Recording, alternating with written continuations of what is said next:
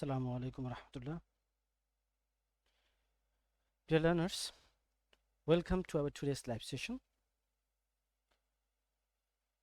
বড় বড় বাংলা বাক্যকে ইংরেজিতে ট্রান্সলেট করার কৌশল পার্ট 2 অর্থাৎ episode 2. Dear learners, today we will be learning how to translate a Bangla sentence into English step by step. So we have chosen some sentences. Let's have a look.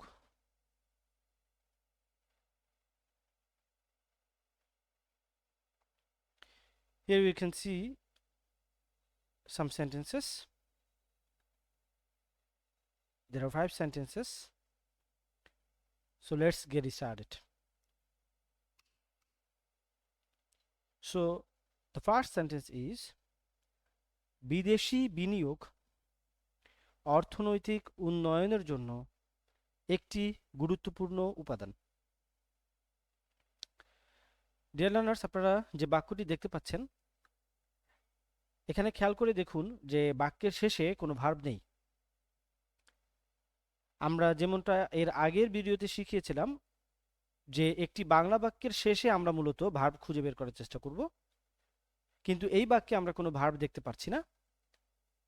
যেহেতু আমরা কোনো verb দেখতে পাচ্ছি না, এজন্য আমরা ধরে নিব এখানে ভার্ব হবে বি ভার্ব। হতে পারে সেটা এম, হতে পারে সেটা ইজ, হতে পারে সেটা আর, অর্থাৎ be verbs am, is, are, was, were, shall be, will be, এই ধরনের বাক্য অক্সিলারি ভার্ব এখানে মূল ভার্ব হিসেবে বসবে। সো আমরা যদি একটু খেয়াল করি যে এই বাক্যের সাবজেক্ট কি হতে পারে, তাহলে আমরা প্রশ্ন করব গুরুত্বপূর্ণ উপাদান। কোন জিনিসটি গুরুত্বপূর্ণ উপাদান? বিদেশি বিনিয়োগ।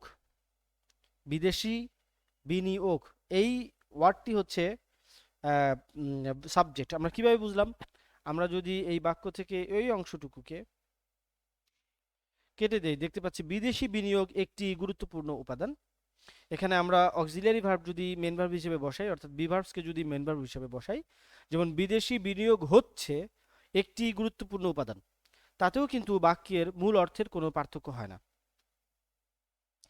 এবার আসি আমরা এইখানে যে বিদেশি বিনিয়োগ হচ্ছে একটি গুরুত্বপূর্ণ উপাদান।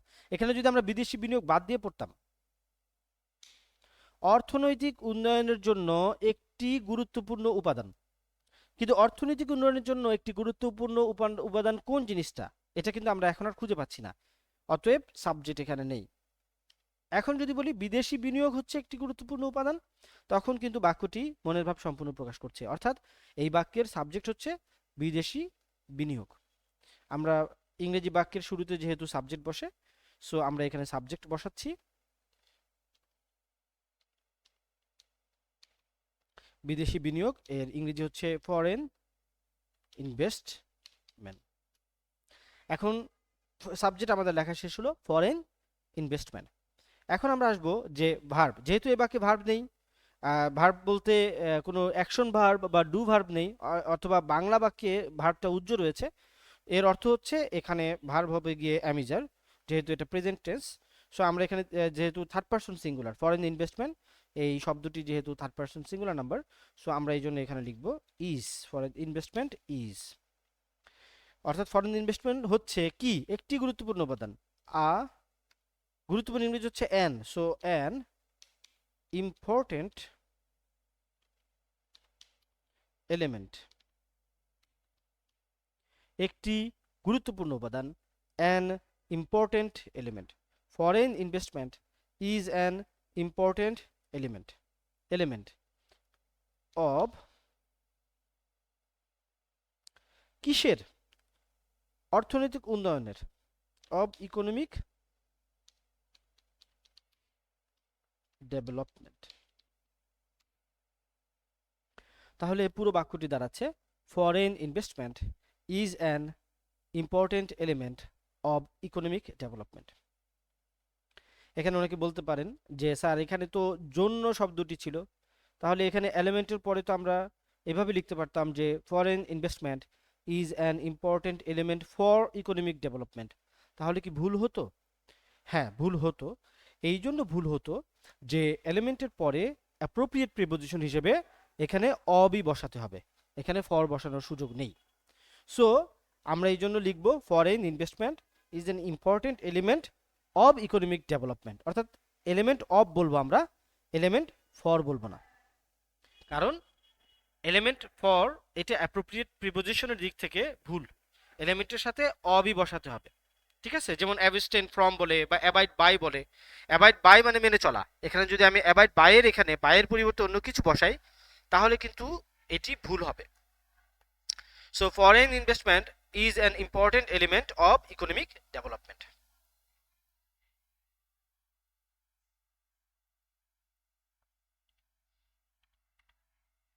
ওকে, সো আমরা আবার একটু খেয়াল করি বাক্যটার দিকে, যে ফরেন ইনভেস্টমেন্ট অর্থাৎ বিদেশি বিনিয়োগ ইজ অ্যান ইম্পর্টেন্ট এলিমেন্ট একটি গুরুত্বপূর্ণ উপাদান অব কিসের, ইকোনমিক ডেভেলপমেন্ট অর্থনৈতিক উন্নয়নের। এবার আসি আমরা দ্বিতীয় বাক্যে। সার্বিক উন্নয়নের অর্থ শুধু প্রবৃদ্ধি নয়, বৈষম্য হ্রাসও বটে। ঠিক আছে, আমরা এই বাক্যটাকে এখন ট্রান্সলেট করব। সার্বিক উন্নয়নের অর্থ শুধু প্রবৃদ্ধি নয়, এখানে খেয়াল করুন, এখানে সার্বিক উন্নয়নের অর্থ, অর্থ ইংরেজি হচ্ছে মিনস, সো সাবজেক্ট হচ্ছে সার্বিক উন্নয়নের ইংরেজি হচ্ছে ওভারঅল ডেভেলপমেন্ট।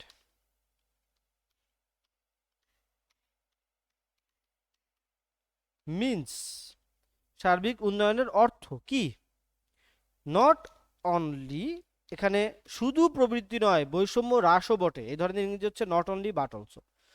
যেমন এই প্রশ্নটি শুধুমাত্র টেস্ট পরীক্ষার জন্যই গুরুত্বপূর্ণ নয়, চূড়ান্ত পরীক্ষার জন্যও গুরুত্বপূর্ণ বটে। ঠিক আছে, অথবা আমরা এইভাবে অনেক অনেক কিছু আমরা এরকম ব্যবহার করি যে এই কোর্সটি শুধু আপনার স্পিকিং এর দক্ষতাই বাড়াবে না, রাইটিং এর দক্ষতাও বাড়াবে, এরকম মানে এক শুধু এইটাই করবে না, আরো কিছু কাজ করবে, সেক্ষেত্রে আমরা নট অনলি বাট অলসো এই স্ট্রাকচারটা ব্যবহার করে থাকি। সো যেহেতু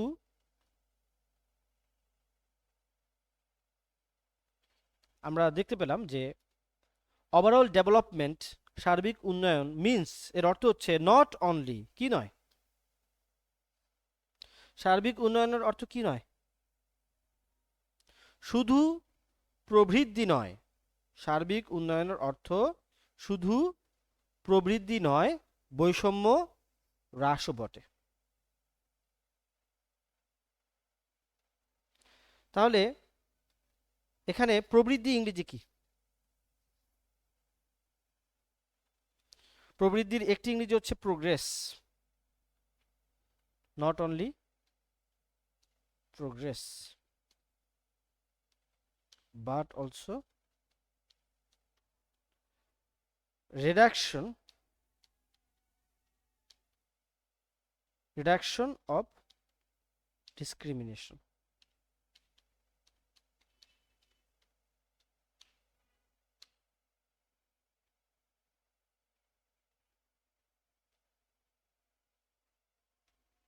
ঠিক আছে, এটা শুধু নট অনলি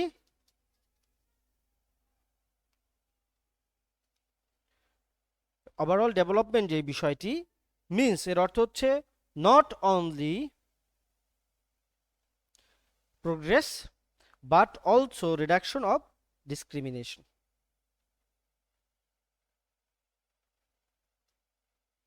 আচ্ছা,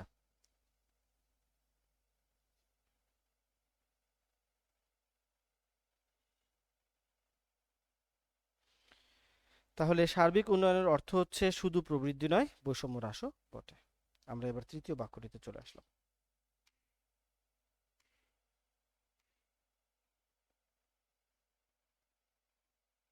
এখানে লেখা রয়েছে তার বরং চাকরিটিতে যোগদান করা ভালো। এখানে আমরা বরং এর ইংরেজি জানি, বরং এর ইংরেজি হচ্ছে হ্যাড বেটার। আচ্ছা, এখানে কিন্তু চাইলে আমরা আর একটু একটু পিছনের অংশে যাচ্ছি, এখানে কিন্তু আমরা চাইলে গ্রোথও বলতে পারি সিনোনিম হিসেবে, যে overall development means not only growth but also reduction of discrimination. ঠিক আছে, এবং এখানে একটা জিনিস আপনারা খেয়াল করবেন, নট অনলির পরে যেই ফর্মে থাকবে, অর্থাৎ নট অনলির পরে এখানে নাউন রয়েছে এবং বাট অলসোর পরেও ঠিক সেম আপনাকে নাউন ব্যবহার করতে হবে। এটাই হচ্ছে নিয়ম। এই জন্য এখানে আমি বাট অলসোর পরে রিডাকশন ইউজ করলাম। তার বরং চাকরিটাতে যোগদান করা ভালো, তাহলে বরং ইংরেজি হচ্ছে হ্যাড বেটার, আর তার ইংরেজি হচ্ছে হি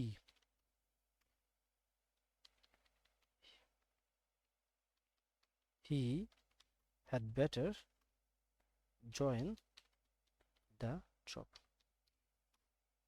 হি had better join the job, তার বরং চাকরিটিতে যোগদান করা ভালো। এখানে হি had better join the job, তার বরং চাকরিটাতে যোগদান করাই ভালো। He had better join the job, তার বরং চাকরিটাতে যোগদান করা ভালো।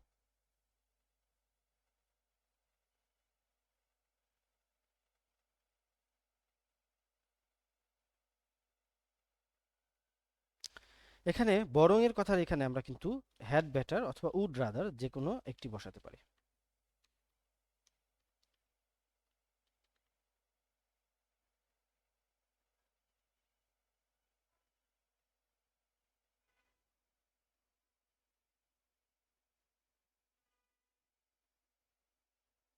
বরং এর ইংরেজি হচ্ছে হ্যাড বেটার অথবা উড রাদার। তার বরং চাকরিটাতে যোগদান করা ভালো। He had better join the job. তুমি বরং একজন ডাক্তার দেখাও। You had better see a doctor.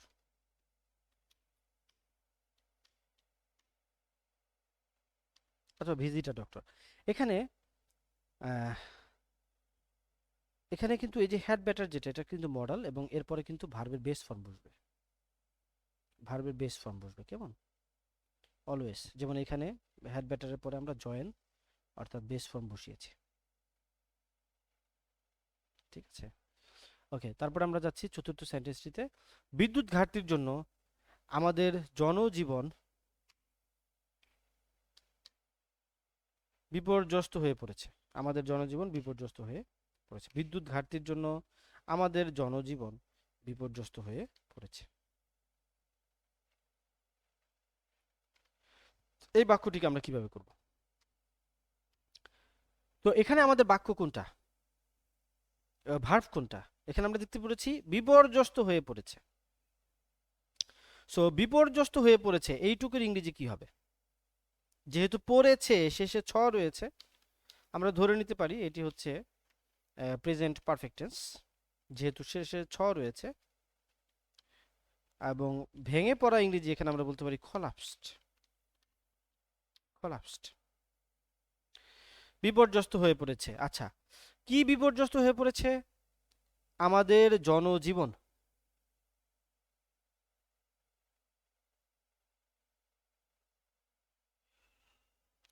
এখানে আমাদের জনজীবন বলতে আমাদের সাধারণ জীবনটাকে বোঝাচ্ছে। তাহলে আমরা বলতে পারি এটা সাবজেক্ট হলে our life, our daily life,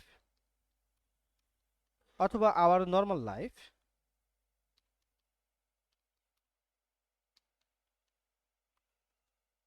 has been, our our normal life has collapsed। আমাদের জনজীবন, আমাদের সাধারণ জীবন যাপন has collapsed, বিপর্যস্ত হয়ে পড়েছে। কিসের জন্য? due to lack of or shortage of electricity। our normal life, আমাদের সাধারণ জীবন যাপন has collapsed, ভেঙে পড়েছে due to shortage of electricity।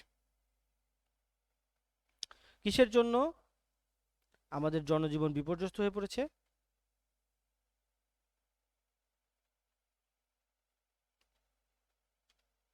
আমাদের জনজীবন সব আমাদের যে normal life, general life, daily life, our normal life has collapsed, বিপর্যস্ত হয়ে পড়েছে। কিসের জন্য? Due to shortage of electricity. আমি যদি এখানে ইলেকট্রিসিটির পরিবর্তে লিখি পাওয়ার সাপ্লাই, তাও কিন্তু লিখতে পারবো, due to shortage of power supply. এটা কিন্তু অনেক সুন্দর ইংরেজি। বিদ্যুৎ সরবরাহের অভাবে, due to lack of power supply, এটাও হতে পারে। So our normal life has collapsed, আমাদের সাধারণ জীবন ভেঙে পড়েছে due to shortage of power supply. এখানে হ্যাজ গট কলাপসড বলা যেত। 5 নাম্বার বলেছে দ্রব্যমূল্যের ঊর্ধ্বগতি একটি বড় সমস্যা। সো কোন জিনিসটি বড় সমস্যা? দ্রব্যমূল্যের ঊর্ধ্বগতি।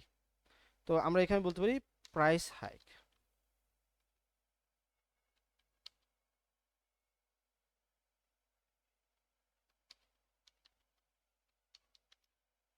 দ্রব্যমূল্যের ঊর্ধ্বগতি, price hike is a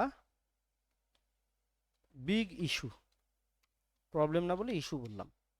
price hike is a big issue. আমি বলতে পারতাম ট্যারিফিক ইস্যু। এটা খুব বড় একটা সমস্যা। ঠিক আছে, প্রাইস হাইক দ্রব্যমূল্যের ঊর্ধ্বগতি, হাইক মানে ঊর্ধ্বগতি, দ্রব্যমূল্যের ঊর্ধ্বগতি ইজ আ ট্যারিফিক ইস্যু, এটি একটি বড় সমস্যা। দ্রব্যমূল্যের ঊর্ধ্বগতি এটি একটি বড় সমস্যা। দ্রব্যমূল্যের ঊর্ধ্বগতি এটি একটি বড় সমস্যা। Price hike is a terrific issue. Price hike is a terrific issue, দ্রব্যমূল্যের ঊর্ধ্বগতি একটি বড় সমস্যা। সো এখানে price hike is a terrific issue, দ্রব্যমূল্যের ঊর্ধ্বগতি একটি বড় সমস্যা। সো আমরা দেখলাম কিভাবে একটি বাংলা বাক্যকে আমরা ইংরেজিতে ট্রান্সলেট করতে পারি।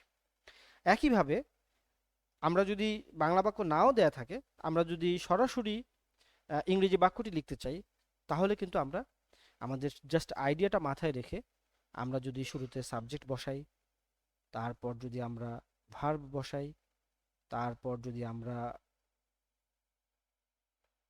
অবজেক্ট বা এক্সটেনশনগুলো বসাই, সেটিও কিন্তু একটি মিনিংফুল সেন্টেন্স হবে। এবং আমরা যদি বিভিন্ন ধরনের সেন্টেন্সের স্ট্রাকচার শিখতে পারি, যেমন এখানে আমরা নট অনলি বাট অলসো শিখলাম, এভাবেও আমরা বিভিন্ন ধরনের সেন্টেন্স লিখতে পারবো স্ট্রাকচারগুলোর হেল্প নিয়ে।